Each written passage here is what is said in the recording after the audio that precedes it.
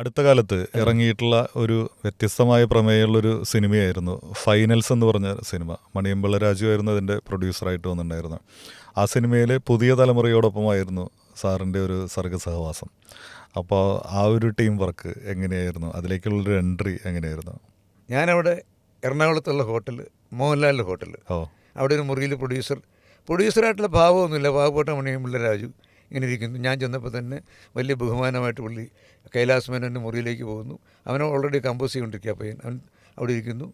ഞങ്ങൾ നേരത്തെ ചെയ്ത പാട്ടുമാണല്ലോ, അപ്പോൾ അതുകൊണ്ട് പുള്ളി ആ ട്യൂൺ അനുസരിച്ച് വരി എഴുതുന്നു. നേരത്തെ ചെയ്ത പാട്ടെന്ന് പറഞ്ഞു കഴിഞ്ഞാൽ ആ ട്യൂൺ പുള്ളി എന്നെ പാടി കേൾപ്പിച്ചിട്ടുണ്ട്.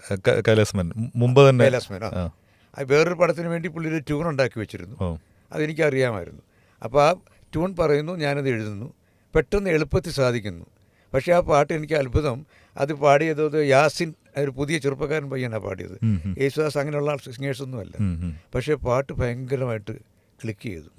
പറക്കാം പറക്കാം പറക്കാം പറക്കാം എന്നൊക്കെ പറഞ്ഞിട്ടാണ് പാട്ട്. അപ്പോൾ അത് സുഖമായിട്ട് എഴുതി കഴിഞ്ഞപ്പോൾ എനിക്ക് ഭയങ്കര സാറ്റിസ്ഫാക്ഷനായി. കാരണം ഈ പുതിയ തലമുറയുടെ ഈ തരംഗം ഒത്തിട്ട് മൂവ് ചെയ്യുന്ന ഒരു best music director. Kailas Menon ജീവാംശമായി എന്നുള്ള പാട്ടൊക്കെ ഈണം നൽകി സിനിമയിൽ. അതിനുശേഷം മുമ്പാണിത്. ഇത് കൈലാസ് മേനോൻ്റെ ആദ്യത്തെ കണ്ടപ്പോൾ തന്നെ മനസ്സിലായി, മലയാള സിനിമയിൽ ഭാവിയിൽ ഉണ്ടാകാവുന്ന ഏറ്റവും നമ്പർ 1 മ്യൂസിക് ഡയറക്ടർ ഇയാളായിരിക്കും എൻ്റെ മനസ്സ് അന്ന് പറഞ്ഞു. അത് കറക്റ്റായി. ജീവാംശമായി എന്നുള്ള പാട്ട് എഴുതിയില്ല, ഹരിനാരായണൻ്റെ പാട്ട്. അതെ അതൊക്കെ പിന്നീട് ഇയാൾ ചെയ്തു. ഈ പറക്കാം വന്നപ്പോഴേ എനിക്ക് മനസ്സിലായി ഗംഭീരമാണ്. കാരണം ഈ പറക്കാം എന്നുള്ള പാട്ട് കമ്പോസ് ചെയ്യുമ്പോഴും ഇയാൾ എത്രത്തോളം ഉന്നതിയിൽ പറക്കാൻ പോകുന്നു എന്നുള്ളതിൻ്റെ റിയാക്ഷൻ പ്രൊഡ്യൂസറുടെ കണ്ണുകളിലുണ്ടായിരുന്നു. മണിയമ്പിള്ള പുതിയ തലമുറയിലെ ഏറ്റവും പ്രതിഭാധനായിട്ടുള്ള ഒരു സംഗീത സംവിധായകനാണ്. ഒന്നത്.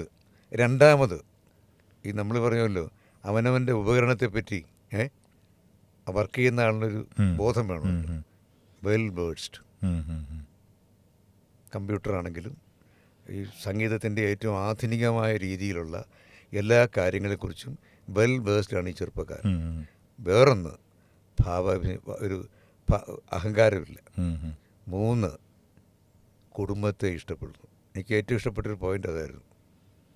മദ്യപാനി അല്ല, ഞാൻ എടുത്തു പറയുകയാണ്. ചെറുപ്പക്കാരാണ്. എത്രയോ ചെറുപ്പക്കാർക്ക് നശിക്കാനുള്ളൊരു ഫീൽഡാണിത്. അയാളുടെ ക്യാരക്ടർ കീപ്പ് ചെയ്യുന്ന മനുഷ്യൻ. അതുകൊണ്ട് എല്ലാ അർത്ഥത്തിലും it was A congenial company. ഞാൻ അവിടെ ചെല്ലുന്നു, പാട്ട് എഴുതി കൊടുക്കുന്നു, പോരുന്നു. അപ്പോൾ അതിൻ്റെ ഡയറക്ടറാണെങ്കിലും എനിക്ക് വളരെ പ്രിയപ്പെട്ട, എൻ്റെ ഡയറക്ടറാണെങ്കിലും എനിക്ക് വളരെ പ്രിയപ്പെട്ട എൻ്റെ ആകാശവാണിയിലെ ഒരു സുഹൃത്തുണ്ടായിരുന്നു. അതേ ഒരു നടനും ഒരു വലിയ എല്ലാ രീതിയിലും ഒരു നല്ല ചെറുപ്പക്കാരനായിരുന്നു. അത് സോമസുന്ദരൻ, അദ്ദേഹത്തിൻ്റെ മകളുടെ ഭർത്താവാണ് ഇതിൻ്റെ ഡയറക്ടർ. നാടകമാണ് പുള്ളിക്ക് കൂടുതൽ, അതിനാണ് പുള്ളി കൂടുതൽ ഇൻട്രസ്റ്റഡ്. എന്നാലും മണിയമ്പിള്ള രാജു അയാളെ പടം ഏൽപ്പിച്ചു. പടം ഞാൻ കണ്ടു, നല്ലൊരു പടമായിരുന്നു. സ്പോർട്സ് ഡ്രാമ എന്നുള്ള രീതിയിൽ കുടുംബങ്ങളെ വെച്ച് നല്ലവണ്ണം പുള്ളി ഇത് ചെയ്തു. അപ്പോൾ ആ സംവിധായകനും ആ ഗ്രൂപ്പും എനിക്ക് ഭയങ്കര ഇഷ്ടപ്പെട്ടു. അപ്പോൾ എനിക്ക് മനസ്സിലായി, എനിക്ക് ചെറുതായില്ല ചെറുപ്പം. അതായത് ഇനിയും അംഗത്തിന് ബാല്യങ്ങളുണ്ട്.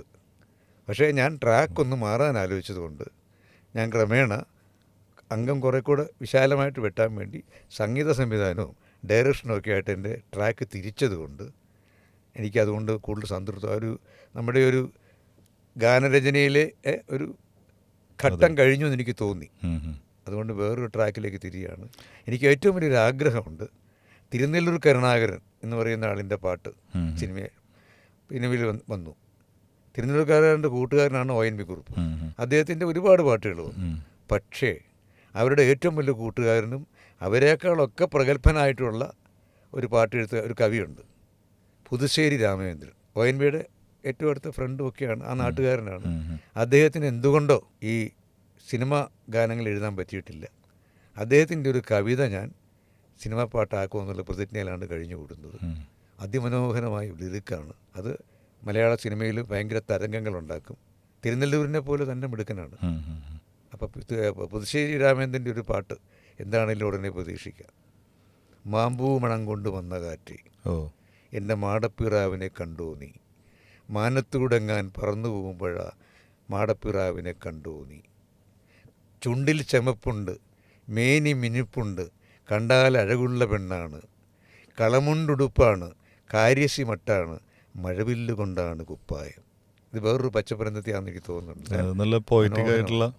അപ്പോൾ ഞാൻ ക്രമേണ ഒരു ട്യൂണിലേക്ക് ആക്കിക്കൊണ്ടിരിക്കുകയാണ്.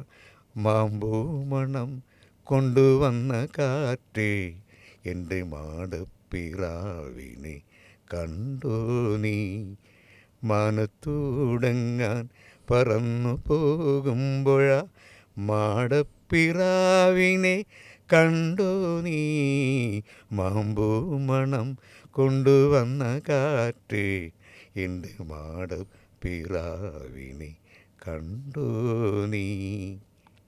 ചുണ്ടിൽ ചെമപ്പുണ്ട്, മേനി മിനുപ്പുണ്ട്, കണ്ടാലഴകുള്ള പെണ്ണാണ്, കളമുണ്ടുടുപ്പാണ്, കാര്യസി മട്ടാണ്, മഴവില്ല് കൊണ്ടാണ് കുപ്പായം, മഴവില്ല് കൊണ്ടാണ് കുപ്പായം.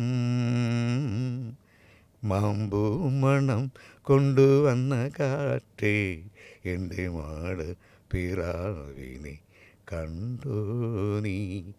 ആ മാടപ്പിറ ഉടനെ പറന്നു വരുമെന്നാണ് എൻ്റെ പ്രതീക്ഷ.